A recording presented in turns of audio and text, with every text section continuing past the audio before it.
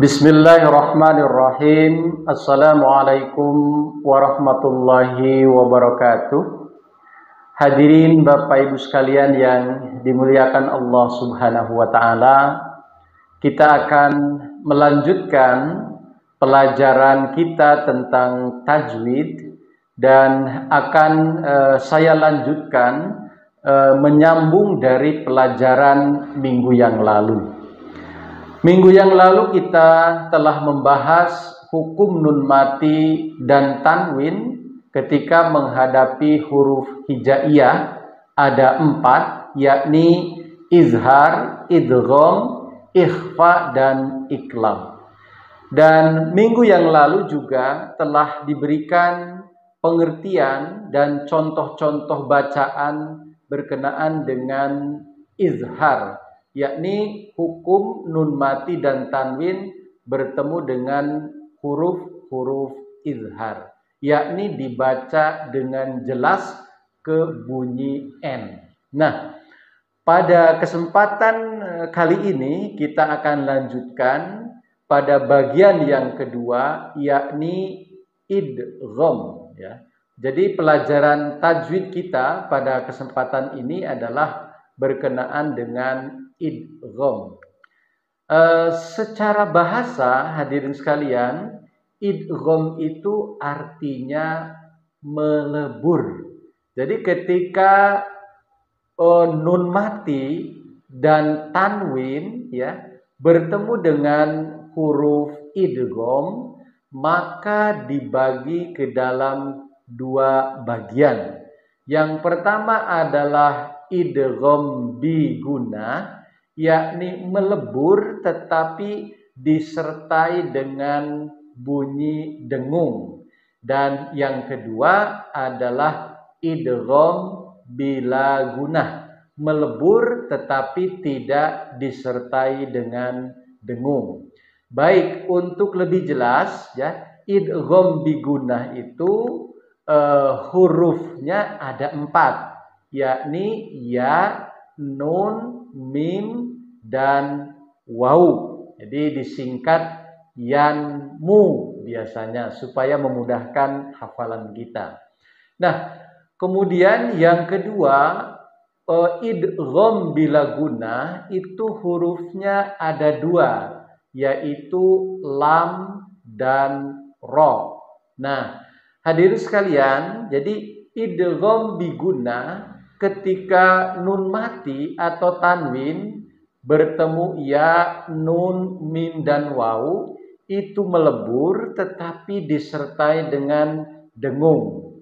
Sementara yang bila gunnah melebur dan tidak disertai dengan dengung. Nah, supaya mempermudah pemahaman kita akan lanjutkan kepada contoh-contohnya.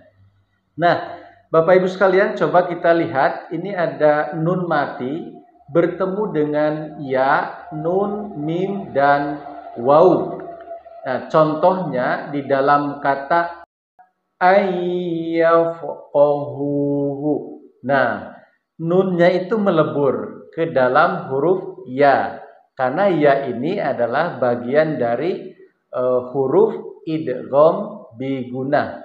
Nah, tetapi dibaca dengan ada dengungnya, ayyafqahuhu.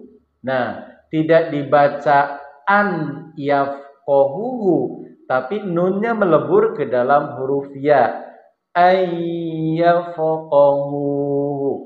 Nah, kemudian yang kedua adalah contoh nun mati bertemu dengan nun, ya. Lan nadkhulaha, lan nadkhulaha. Jadi nun yang pertama ini bertemu dengan nun yang bertasdid, jadi lebur, ya. Nanti ini ada bagian lagi disebut idgham mutamasilen, ya. Jadi nun hurufnya sama, bertemu gitu, ya. Kemudian contoh nun mati bertemu dengan huruf mim, amman, amman. Nah, nunnya ini lebur ke dalam huruf mim. Tidak dibaca anman, tetapi dibaca amman. Nah, seperti itu. Kemudian contoh selanjutnya, nun mati bertemu dengan huruf waw. Miwarai, miwarai. Nah, nunnya lebur ke dalam huruf waw. Jadi seolah-olah tidak ada, tetapi dibarengi dengan dengung. Miwarai.